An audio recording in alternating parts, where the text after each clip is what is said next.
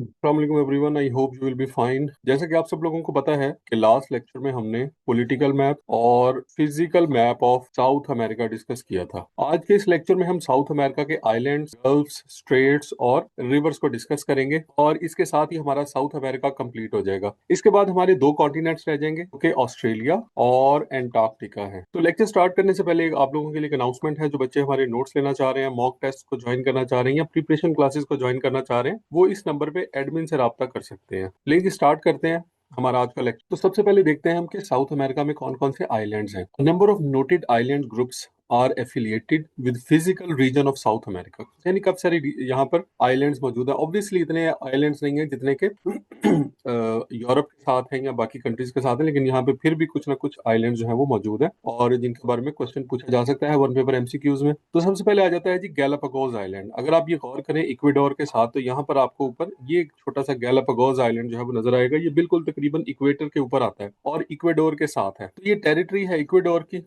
इसको कोलंबस आर्कीप्लेगो भी कहा जाता है। क्या कहा जाता है जी इसको? कोलंबस आर्कीप्लेगो, क्योंकि ये क्लस्टर ऑफ आइलैंड है, छोटे छोटे दो तीन जो है वो आइलैंड्स हैं, इसलिए इसको कोलंबस आर्कीप्लेगो भी कहा जाता है। और फैसिलिटेटेड चार्ल्स डार्विन थ्योरी। अच्छा, इसने चार्ल्स डार्विन की जो थ्योरी है उसको भी इसने सपोर्ट किया। उसकी वजह यह है कि जब चार्ल्स डार्विन यहाँ पे आया तो उसने यहाँ पे देखा कि यहाँ पर अडेप्टेशन और नेचुरल सिलेक्शन जो है वो किस तरह से होती है। बिल्कुल ही जो है वो एक सेपरेटली एक ऐसा आइलैंड था जहाँ पर लोगों की आमदरफ्त नहीं थी और यहाँ पर खास किस्म के जो है वो जानदार पाए जा रहे थे, खास किस्म के पौधे पाए जा रहे थे। तो यहाँ पे उसने जो है वो डार्विन की जो थ्योरी है उसको काफी हद तक जो है वो सही समझा के वाकई जो है वो इसी तरह से होता है जिस तरह से वो थ्योरी कहती है। अच्छा भाई, इसके बाद है जी फॉकलैंड आइलैंड। ओवरसीज टेरिटरी है ये यूके की। अगर आप गौर करें तो आपको सदर्न साइड पे फॉकलैंड आइलैंड नजर आएगा। दिस इज फॉकलैंड आइलैंड और ये किसकी टेरिटरी है? ये यूके की टेरिटरी है। इसी तरह से ईस्टर आइलैंड आपको नजर आएगा। पैसिफिक ओशन के अंदर आपको जो है वो ये देखें जी छोटा सा ईस्टर आइलैंड नजर आ रहा है और it is controlled by Chile. ये चिली की जो है वो आउटसाइड टेरिटरी है। और साउथ जॉर्जिया आइलैंड यहाँ पर आपको नजर आता है। ये भी सदर्न साइड पे है। यहाँ पर अगर आप गौर करें तो ये है और ये यूके की टेरिटरी है। इसको साउथ जॉर्जिया आइलैंड कहते हैं और ये साउथ अटलांटिक ओशन में पड़ता है। कहाँ पे है जी? साउथ अटलांटिक ओशन में। ये फॉकलैंड आइलैंड के जो है वो साथ ही, यानी कि उसकी ईस्टर्न साइड पे है। एक तो अटलांटिक ओशन में है और दूसरा क्या है? टेरिटरी ऑफ यूके है। तो ये कुछ आइलैंड्स है जिनके बारे में सवाल पूछा जा सकता है आपसे। आपसे ये सवाल पूछा जा सकता है कि ईस्टर आइलैंड जो है वो किसका पार्ट है? तो वो चिली का पार्ट है। इसी तरह से आपसे पूछा जा सकता है कि गैलापागोस आइलैंड जो है वो कहाँ पे लोकेटेड है? तो वो आप बताएंगे कि जो है वो ओशन भी पूछ सकता है और कॉन्टिनेंट भी पूछ सकता है। इसी तरह से जो है वो फॉकलैंड आइलैंड के बारे में पूछा जा सकता है कि कौन सी कंट्री की टेरिटरी है। इसी तरह साउथ जॉर्जिया आइलैंड के बारे में पूछा जा सकता है कि ये किस कंट्री की टेरिटरी है। तो इस तरह से मुख्तलिफ सवाल यहाँ से बन सकते हैं। इसके बाद हम बात करते हैं जी गल्फ्स की। तो यहाँ पर काफी सारी गल्फ्स मौजूद हैं। तो सबसे पहले गल्फ ऑफ गेक्विल यहाँ पर मौजूद है, west of Ecuador in Pacific ocean. अगर आप गौर करें तो इक्वेडोर के साथ आपको यहाँ पर एक छोटी सी गल्फ नजर आ रही है। दिस इज गल्फ ऑफ गेक्विल, ठीक है। और ये कौन सी ओशन में है? पैसिफिक ओशन में। ये सवाल भी पूछा जा सकता है कि कौन से कंट्री के साथ लिंक्ड है? तो ये इक्वेडोर के अंदर है, ठीक है, इक्वेडोर के साथ है बिल्कुल। ओशन कौन सा है? तो पैसिफिक ओशन है। उसके बाद आ जाती है जी गल्फ ऑफ पिनास। तो southern Chile in Pacific ocean. अगर पैसिफिक ओशन में देखा जाए तो चिली की सदरन साइड पे गल्फ ऑफ पिनाज, ये छोटी सी गल्फ आपको नजर आती है। This is gulf of Penas और ये किसके अंदर है? ये चिली का ही पार्ट है। चिली का जो है वो कोस्टल एरिया है। देन आपके पास है जी gulf of San George east of Argentina in Atlantic ocean.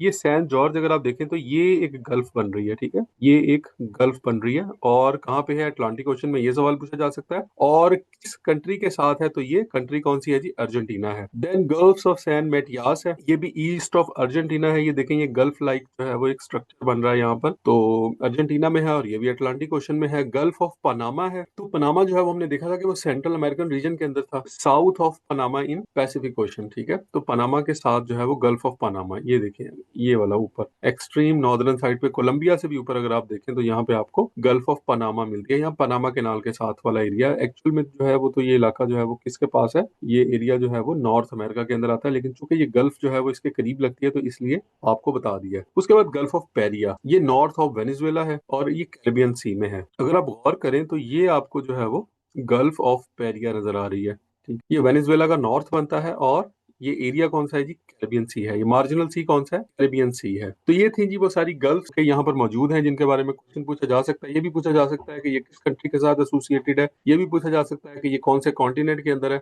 तो किसी भी तरह से सवाल पूछा जा सकता है। नेक्स्ट, स्ट्रेट्स एंड पैसेजेस की बात करते हैं। तो सबसे पहले हमारे पास आ जाती है जी Magellan strait, natural passage between Pacific and Atlantic ocean. ये जो स्ट्रेट ऑफ मैगलन जो है वो यहाँ से आपको नजर आ रही है, ये एक रास्ता है, ठीक है। This is called straight of Magellan. अब सवाल ये है कि स्ट्रेट में से ही जो है वो ट्रेवल क्यों होता है। ये सदर्न चिली के अंदर जो है वो आ जाता है, यानी चिली की जो है वो एक्सट्रीमली सदर्न साइड के ऊपर है। असल में इशू ये है कि ये जो नीचे वाला एरिया है ना, इसका ये वाला जिसको ड्रेक पैसेज कहते हैं, ये क्या है, ये ड्रेक पैसेज है, ड्रेक पैसेज। इस एरिया के अंदर जो है वो ट्रेवलिंग काफी मुश्किल है, ठीक है। इस एरिया में क्या है जी, ट्रेवलिंग काफी मुश्किल है। अगर आप गौर करें तो ये कौन सा एरिया है, ये सदर्न ओशन का एरिया है। अगर गौर करें तो ये सारे का सारा एरिया क्या है यहाँ पर, ये सदर्न ओशन का एरिया है। यहाँ पर बड़ी हाई किस्म की जो है वो वेव्स होती हैं, बड़ी हाई टाइड्स होती हैं। इस एरिया के अंदर नेविगेशन जो है वो बड़ी मुश्किल है, ठीक है। यहाँ से जो शिप्स का गुजरना है ये बहुत ज्यादा मुश्किल है। उसकी वजह ये है कि ये समंदर जो है वो इतना ज्यादा पुरसुकून किस्म का समंदर नहीं है, ठीक है। पैसिफिक ओशन की तरह या अटलांटिक ओशन की तरह पुरसुकून समंदर नहीं है, बल्कि इस एरिया में नेविगेट करना जो है वो बड़ा मुश्किल है। इसलिए मोस्टली जो शिप्स हैं, ठीक है, वो यहाँ से जाने की बजाय, इसके नीचे से जाने की बजाय इधर से जाते हैं। यानी वो इधर से नहीं गुजरते, बल्कि वो यहाँ से स्ट्रेट ऑफ मैगलन से गुजरते हैं, जिन्होंने इधर से एक तरफ से ईस्टर्न साइड से वेस्टर्न साइड पे आना होता है, ठीक है। यानी कि अटलांटिक ओशन से पैसिफिक ओशन में या पैसिफिक ओशन से अटलांटिक ओशन की तरफ जाना होता है, तो वो स्ट्रेट ऑफ मैगलन को इस्तेमाल करते हैं। और ये कहाँ पे है, ये चिली के अंदर है। और ये नेचुरल पैसेज है between Pacific ocean and Atlantic ocean. ये भी सवाल आ सकता है, ठीक है, कि straight of Magellan is a natural passage between Pacific and Atlantic ocean. ये भी सवाल आ सकता है कि कौन से कंट्री में लोकेटेड है, ठीक है। ये भी एक सवाल आ सकता है कि ये कौन सी साइड पे है, ठीक है, कि ये साउथ अमेरिका की कौन सी साइड पे, नॉर्दर्न साइड पे है, सदर्न साइड पे, ईस्टर्न वेस्टर्न। तो ये सदर्न साइड पे यानी एक्सट्रीम डाउन नीचे की तरफ है। उसके बाद ड्रेक पैसेज की बात करते हैं। Body of water between Cape Horn यानी South America and South Shetland Island of Antarctica. अच्छा, ये साउथ शेटलैंड आइलैंड, ये इसको मैं जरा क्लियर कर दूं ताकि आपको इजीली नजर आ जाए। अब साउथ अमेरिका के नीचे हमें पता है कि एंटार्क्टिका है। ये वाला जो सारा रीजन है ये है एंटार्क्टिका का, ये वाला। और ये जो है ये क्या है, ये दिस इज साउथ अमेरिका। तो और इनके दरमियान जो वाटर बॉडी है ये क्या है, दिस इज ड्रेक पैसेज। ये लिखा भी हुआ है ड्रेक पैसेज। तो body of water between Cape horn, ये केप हॉर्न जो है वो यहाँ पर है, केप हॉर्न, और जो कि साउथ अमेरिका के अंदर है। और साउथ शेटलैंड आइलैंड जो है वो एंटार्क्टिका के, इनके दरमियान के में जो वाटर बॉडी आपको नजर आ रही है, जो ठीक है, जो पानी आपको नजर आ रहा है, ये क्या है, दिस इज ड्रेक पैसेज, ठीक है। पैसेज जो है वो ये जो चैनल होता है इससे काफी ज्यादा वाइड होता है, ठीक है। चैनल 10-20 किलोमीटर का होता है, और ये हंड्रेड्स ऑफ बल्कि थाउजेंड्स ऑफ किलोमीटर्स का होता है। ये तकरीबन कोई 1000 किलोमीटर से ज्यादा का जो है वो एरिया है। तो आपसे ये भी सवाल पूछा जा सकता है कि चैनल, अगर आपको याद हो तो हमने इंग्लिश चैनल पढ़ा था, इसमें यहाँ पर फ्रांस था, ठीक है, नीचे फ्रांस था, ऊपर क्या था, यूके था, और उनके दरमियान में क्या था जी, इंग्लिश चैनल था, ठीक है। तो अब यहाँ पर अब आप ये सोच रहे होंगे कि ये इसको चैनल क्यों नहीं कहा गया, इसको पैसेज क्यों कहा गया है। तो पैसेज जो है वो क्या होता है, वो ज्यादा वाइड होता है, ठीक है, उसकी चौड़ाई जो है वो बहुत ज्यादा होती है। बिकॉज अगर आप गौर करें तो फ्रांस और यूके के दरमियान जो फासला है वो इतना ज्यादा नहीं है, बल्कि वो तो कश्तियों के साथ उसको जो है वो छोटी कश्तियों से अबूर कर लेते हैं। और फ्रांस और यूके के दरमियान अगर देखा जाए तो यहाँ पर जो है वो एक अंडर सी टनल भी मौजूद है। लेकिन ये जो फासला है ये 1000 किलोमीटर से ज्यादा का है, इसलिए जो है वो इसको चैनल की बजाय पैसेज कहा जाता है। तो आई होप आपको ये इसकी समझ आ गई होगी। तो this is Drake passage and Magellan straight. इसके बाद हम रिवर सिस्टम की बात करते हैं। 4 drainage system for almost 2/3 of the continent, ठीक है। यहाँ पे 4 ड्रेनेज सिस्टम या 4 जो है वो रिवर सिस्टम्स मौजूद है। सबसे पहले अमेजोन रिवर है, largest in the world. Amazon के बारे में देखें, ये अमेजोन रिवर है, ठीक है। ये अमेजोन के बारे में अगर आप ये कहें कि क्या है, this is the largest river in the world. बल्कि ये और सिर्फ रिवर नहीं है बल्कि रिवर सिस्टम है। इसमें काफी सारी आपको इसकी ट्रिब्यूटरीज भी ये देखने जाती हुई नजर आ रही है, बिल्कुल उसी तरह जिस तरह इंडस रिवर सिस्टम है। इंडस जो है वो रिवर नहीं है बल्कि एक रिवर सिस्टम है, उसकी बहुत सारी ट्रिब्यूटरीज हैं, कुछ ईस्टर्न ट्रिब्यूटरीज हैं, कुछ वेस्टर्न ट्रिब्यूटरीज हैं। इसी तरह से अमेजोन जो है वो लार्जेस्ट रिवर है, लेकिन ये लॉन्गेस्ट नहीं है। अगर लॉन्गेस्ट रिवर देखा जाए तो वो कौन सा है, ये आपने मुझे बताना है। मेनली जो है पीरू और ब्राजील में से गुजरता है, लेकिन 8 अदर कंट्रीज जो हैं वो भी इसके रास्ते में पड़ती हैं। उसके बाद है पैराग्वे, पराना और यूरुग्वे रिवर। इसको रियो डी ला प्लाटा भी कहा जाता है, ठीक है। पैराग्वे, पराना और यूरुग्वे रिवर, ठीक है। ये पराना है, ठीक है, ये पैराग्वे है, तो और यहाँ पे ये यूरुग्वे में से गुजरता है, तो इसको रियो डी ला प्लाटा भी कहा जाता है, ये भी इसका नाम है। और इसको जो है वो पैराग्वे प्राना यूरुग्वे रिवर भी कहा जाता है। ब्राजील, पैराग्वे, यूरुग्वे और अर्जेंटीना में से होकर ये गुजरता है। देन हमारे पास है जी ओरिनोको रिवर है, ये वेनेजुएला में, वेनेजुएला ऊपर वाली साइड पे है, साउथ अमेरिका की नॉर्दर्न साइड पे ये आपको नजर आ रहा है ओरिनोको रिवर। और देन हमारे पास साओ फ्रांसिस्को रिवर है, ये ब्राजील में है। साओ फ्रांसिस्को ब्राजील जो है उसकी ईस्टर्न साइड पे अगर आपको नजर आएगा, ठीक है जी, this is Sao Francisco river. तो ये यहाँ पे मेन मेन रिवर्स हैं। इसके अलावा भी छोटे छोटे मोटे रिवर्स हैं जिनके नाम आप यहाँ पे देख लीजिएगा।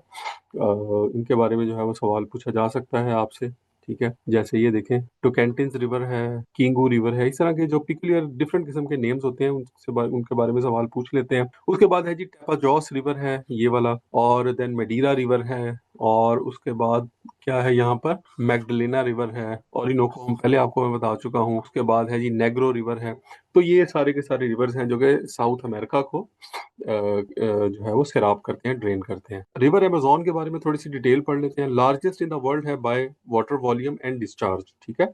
वो टोटल वाटर वॉल्यूम और जो डिस्चार्ज है इसका जाके अटलांटिक ओशन में हो रहा है, उसके लिहाज से देखा जाए तो लार्जेस्ट रिवर है। Located mainly in Peru, Brazil and 8 other countries, ठीक है। पेरू, ब्राजील और बाकी और कंट्रीज में से भी ये होके गुजरता है, यानी कि इसकी जो ट्रिब्यूटरीज हैं वो बाकी और कंट्रीज में से भी हैं। सोर्स क्या है जिसका, ये अपूरीमक ग्लेशियर है अर्जेंटीना में, ठीक है। अपूरीमक ग्लेशियर कहाँ पे है, अर्जेंटीना में, यहाँ से ये स्टार्ट होता है, ठीक है। ये ग्लेशियर है यहाँ पर, तो इधर से अर्जेंटीना के इस एरिया से ये स्टार्ट होता है और फिर आगे पीरू, बोलिविया वगैरह से होते हुए जो है वो आगे जाता है। पीरू और ब्राजील, सॉरी, यहाँ से होते हुए चला जाता है। उसके बाद आउटफ्लो कहाँ पे है इसका, अटलांटिक ओशन के अंदर है, यहाँ पर ये इसका आउटफ्लो है। इसके अलावा और कौन कौन से रिवर है जी, जैसे मैंने आपको पहले भी बताया कि मेडीरा रिवर है ब्राजील के अंदर। उसके बाद है जी पेरस रिवर है पीरू में। उसके बाद है टोकेंटिन्स रिवर, ये भी ब्राजील में है। मेडीरा रिवर ब्राजील, बोलिविया और पीरू में से गुजरता है, ठीक है। 3 कंट्रीज में से को पास करता है। उसके बाद रियो डी ला प्लाटा है, अर्जेंटीना, यूरुग्वे, पिराग्वे वगैरह, तो यहाँ से ये गुजर रहा है। अब वाटरफॉल्स की बात करते हैं। यहाँ पे एंजल फॉल है। एंजल फॉल जो है वो बड़ी फेमस है। This is the highest waterfall in the world,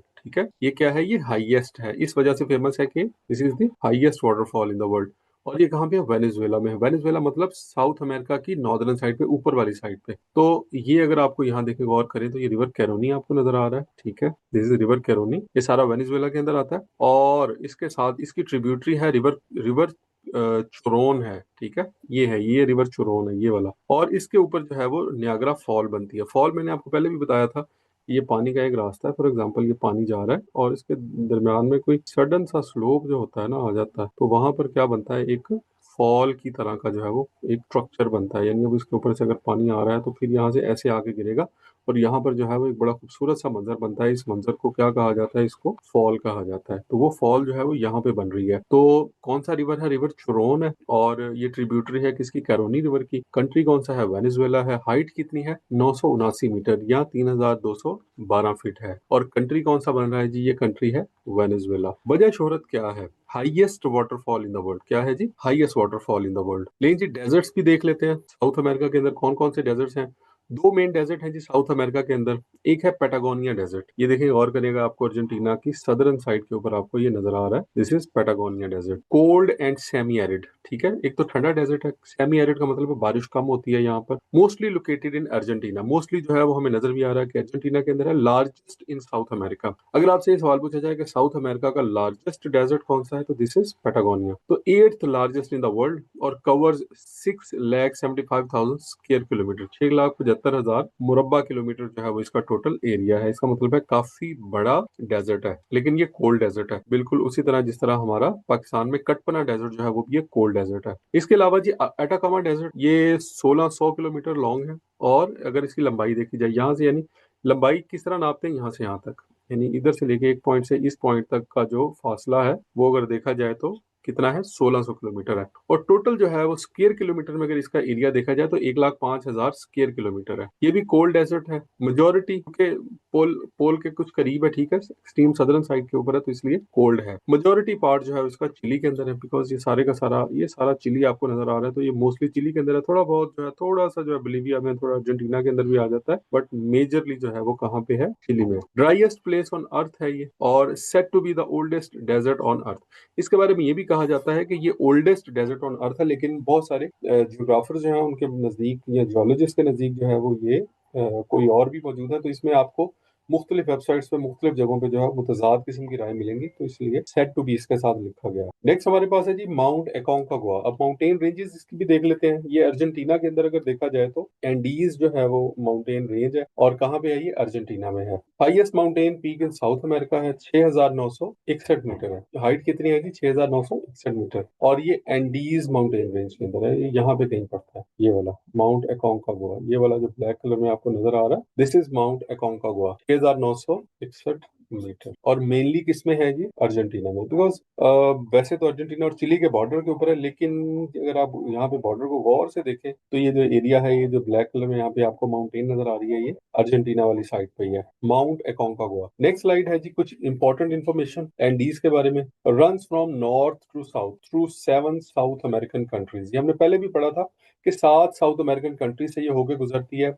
ये क्या है जी, Andes mountain. This is the longest mountain range in the world. ये मैंने आपको पहले भी बताया था, this is the longest mountain range in the world. काफी दफा पूछा गया। पासिस थ्रू वेनेजुएला, ऊपर से देखें वेनेजुएला है, कोलंबिया है, इक्वेडोर है, पीरू है, बोलीविया है, चिली है और अर्जेंटाइन है। Longest range in the world है, 6,999 किलोमीटर जो है वो इसकी लेंथ है। ठीक है, यहाँ से लेके यहाँ तक अगर इसकी लेंथ सिर्फ कैलकुलेट कर ली जाए। देन हमारे पास एवरेज हाइट अगर देखे जाए तो 4,000 मीटर है, यानी काफी बड़ी बड़ी पीक्स हैं इसमें। हाईएस्ट पीक कौन सी है, माउंट एकोंकागुआ, अभी हमने पीछे पढ़ा है, तो ये एंडीज माउंटेन की सबसे हाईएस्ट पीक है, और ये कहाँ, अर्जेंटीना में है। Highest mountain outside Asia, Asia के बाहर अगर देखा जाए तो this is the highest mountain peak. ठीक है, एकोंकागुआ एशिया के बाहर जो है वो सबसे हाईएस्ट पीक है, बाकी जो है वो सारी की सारी एशिया के अंदर ही है। देन हमारे पास एंडियन प्लेट्यू है या एल्टी प्लानो प्लेट्यू है, is the second highest plateau in the world. Andean plate या एल्टी प्लानो प्लेट्यू जो है वो भी आपको यहाँ पर प्लेट्यू रीजन भी नजर आएगा। लेकिन जी ये एंडियन प्लेट्यू या एल्टी प्लानो प्लेट्यू है,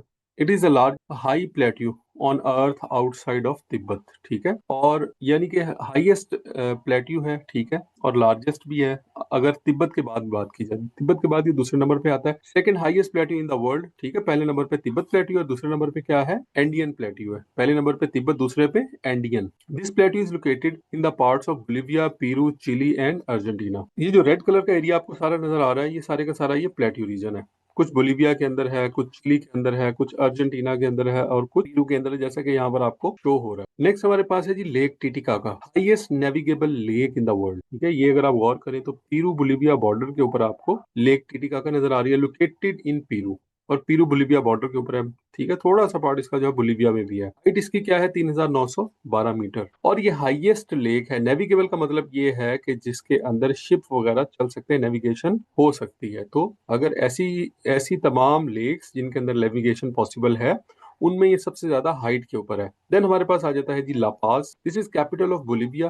क्यों पढ़ रहे हैं इसको, क्योंकि ये highest capital city in the world है। ये क्या है, highest capital city in the world, और ये किसका कैपिटल है, this is the capital of Bolivia. Height क्या है इसकी, 3,869 मीटर। जैसे हमारा पाकिस्तान का कैपिटल भी अगर आप देखा जाए तो इस्लामाबाद जो है वो बाकी कंट्री की निस्बत हाइट पे है। ठीक है, तो लेकिन ये जो है लापाज जो है ये सबसे ज्यादा हाइट पे है, इसलिए इसको हाईएस्ट कैपिटल, ठीक है, इन टर्म्स ऑफ अगर एल्टीट्यूड कहा जाए तो ये highest capital in the world है। देन आ जाता है जी Machu Picchu, located in Peru, added to the world heritage list of 7 wonders of the world in 2007 by UNESCO. ठीक है, यूनेस्को ने इसको 7 वंडर्स में भी ऐड किया हुआ है। ये हिस्टोरिकल साइट है इनका सिविलाइजेशन की। ये बिल्कुल इसी तरह से है जैसे हमारे यहाँ पे हड़प्पा मोहनजोदड़ो वगैरह है। ठीक है, तो ये हिस्टोरिकल साइट है, जैसे हमारे यहाँ पे इंडस वैली सिविलाइजेशन है, यहाँ पे इनका सिविलाइजेशन। और ये 15th सेंचुरी का फोर्ट्रेस है। यहाँ पर एक फोर्ट्रेस जो है, यानी कि एक किला भी मौजूद है जो कि 15th सेंचुरी से बिलोंग करता है, और इसके बारे में भी सवाल आपसे पूछा जा सकता है। This is Machu Picchu. Next हमारे पास है जी केप हॉर्न। अभी हमने थोड़ी देर पहले केप हॉर्न पढ़ा था जब हम ड्रेक पैसेज पढ़ रहे थे। तो फेमस केप है जी, southernmost part of Chile. ये चिली का क्या है, सदर्न मोस्ट पार्ट है, और point where Atlantic and Pacific ocean meet. ये एक ऐसा पॉइंट है जहां से अगर आप इस तरफ चले जाएं तो क्या है, अटलांटिक ओशन है, और अगर इस तरफ चले जाएं तो पैसिफिक ओशन है। इसका मतलब ये है कि ये एक ऐसा इलाका है जहाँ पे अटलांटिक ओशन और पैसिफिक ओशन जो है वो आपस में मिल रहे हैं। केप में क्या फर्क है, आप ये कहेंगे कि अब ये केप की बजाय पेनिनसुला भी हो सकता है। तो पेनिनसुला जो है वो वाइड होता है, केप जो है वो बिल्कुल नोकदार स्ट्रक्चर होता है, और लाजमी नहीं है कि इसके ऊपर जो है वो उस तरह से बिल्कुल फ्लैट हो जिस तरह से जो है वो पेनिनसुला होता है। ठीक है, तो इसलिए इसको केप कहा जाता है, ना कि पेनिनसुला। ये सवाल भी आपसे पूछा जा सकता है। नेक्स्ट हमारे पास है जी फॉकलैंड आइलैंड। तो island in Atlantic ocean in the southern part of South America. South America की सदर्न साइड पे हमने फॉकलैंड आइलैंड देखे थे, जो मैंने आपको बताया था कि ये यूके की टेरिटरी है, disputed between UK and Argentina. Although कि ये यूके और अर्जेंटीना के दरमियान में डिस्प्यूटेड टेरिटरी है, लेकिन इस वक्त यूके के कब्जे में है, currently under the control of UK. Then we have pampas. ये मैंने आपको पहले भी बताया था कि ग्रासलैंड जो है साउथ अमेरिका के, उनको क्या कहा जाता है, उनको पैम्पस कहा जाता है। Located in Argentina, Brazil and Uruguay. Argentina, Brazil और यूरुग्वे, ये पैम्पस, ये वाला जो सारा आपको येलो रीजन नजर आ रहा है, दिस इज पैम्पस। ठीक है, ब्राजील, अर्जेंटीना और यूरुग्वे वाला जो ये इलाका है वो सारा इसमें आता है, यानी कि उसके सारा नहीं बल्कि कुछ एरियाज जो है उसके वो पैम्पस है। ओजोस डेल सिलाडो या ओजोस ला डेल सिलाडो भी कहते हैं उसको। वर्ल्ड हाईएस्ट एक्टिव वॉल्केनो है यहाँ पर। ये क्या है जी? World highest active volcano. अगर आप गौर करें तो ये भी पैसिफिक रिंग ऑफ फायर के ऊपर ही पड़ता है। Located in Chile and Argentina. ठीक है, वैसे चिली के अंदर नजर आ रहा है, लेकिन थोड़ा सा जो है वो अर्जेंटीना में भी है, तो चिली अर्जेंटीना बॉर्डर पे है। 6,893 मीटर है और ये एक्टिव वॉल्केनो है। जेहन में रखिएगा कि ये डॉर्मेंट नहीं है बल्कि एक एक्टिव वॉल्केनो है। इसके बाद हम बात करते हैं जी अमेजोन फॉरेस्ट की। World largest rain forest. Largest rain forest है जी। रेन फॉरेस्ट जो है वो क्या क्या होता है, कैसा जंगल होता है जिसमें बहुत ज्यादा बारिश पड़ती है, बहुत ज्यादा गर्मी पड़ती है। ठीक है, और also called the lungs of the world. ये भी सवाल आपसे पूछा जा सकता है कि इसको लंग्स ऑफ द वर्ल्ड भी कहा जाता है। Located in northern part of South America. South America की ऊपर वाली साइड, ये जो आपको ये नजर आ रहा है डार्क कलर में, this is the Amazon rain forest. ठीक है, ये अमेजोन फॉरेस्ट भी कहते हैं। Amazon river passes through this forest, और अमेजोन रिवर जो है वो भी यहाँ से, ये देखें, ये गुजर रहा है। और mainly located in Brazil, Bolivia, Peru, Ecuador, Colombia, Venezuela, Guiana, Suriname और फ्रेंच गियाना। इन सारी कंट्रीज के अंदर जो है थोड़ा थोड़ा ये फॉरेस्ट मौजूद है। यहाँ पे फॉरेस्ट की बात कर रहे हैं, अभी हम अमेजोन रिवर की बात नहीं कर रहे, वो हम पहले पढ़ चुके हैं। तो आखिरी स्लाइड है जी, इस पे कुछ इंपॉर्टेंट इंफॉर्मेशन इसके अलावा जो हम पढ़ चुके हैं। टोटल 12 कंट्रीज हैं। हाईएस्ट पॉइंट क्या है जी? माउंट एकोंकागुआ है जो कि अर्जेंटीना में है। लोएस्ट पॉइंट क्या है? ये वेल्डेस पेनिनसुला है जो कि अर्जेंटीना में है, ये लोएस्ट पॉइंट है यहाँ का। लार्जेस्ट रिवर कौन सा है? अमेजोन है। लार्जेस्ट डेजर्ट कौन सा है? एटाकामा डेजर्ट है, चिली पेरू के अंदर। और वाइडली स्पोकन लैंग्वेज कौन सी है जी? स्पेनिश है। हाईएस्ट कैपिटल क्या है? लापाज है जो कि बोलिविया के अंदर है। 3,869 metre above the sea level है ये। और उसके बाद लैंड लॉक्ड कंट्रीज कौन कौन सी हैं जी? एक तो बोलिविया है और दूसरा पैराग्वे है। One of the world's largest snake anaconda also found here. ये जो एनाकोंडा है ये भी अमेजोन के जंगलात के अंदर ही पाया जाता है। ठीक है, और soccer is dominant game in this region. इस रीजन के अंदर जो सबसे डोमिनेंट गेम है वो क्या है? सॉकर यानी फुटबॉल। तो ये था जी आज का हमारा continent south America. South America को जो है वो हमने दो हिस्सों में कंप्लीट किया। पहले हिस्से में अगर आपको याद हो तो हमने पॉलिटिकल और फिजिकल मैप पढ़ा। दूसरे हिस्से में जो है वो हमने उसके गल्फ्स, उसके रिवर्स और उसकी स्ट्रेट्स और बाकी तमाम जो ज्योग्राफिकल फीचर्स हैं उनको डिस्कस किया। आई होप कि आज के इस लेक्चर ने आपकी नॉलेज में इजाफा किया होगा। अगर आप में से कोई हमारे नोट्स जो है वो लेना चाह रहा है, मॉक टेस्ट ज्वाइन करना चाह रहा है या प्रिपरेशन क्लासेस जो है उसको ज्वाइन करना चाह रहा है, तो वो इस नंबर पे हमारे एडमिन से रब्ता कर सकता है। Wish you all the best. अल्लाह हाफ़िज़।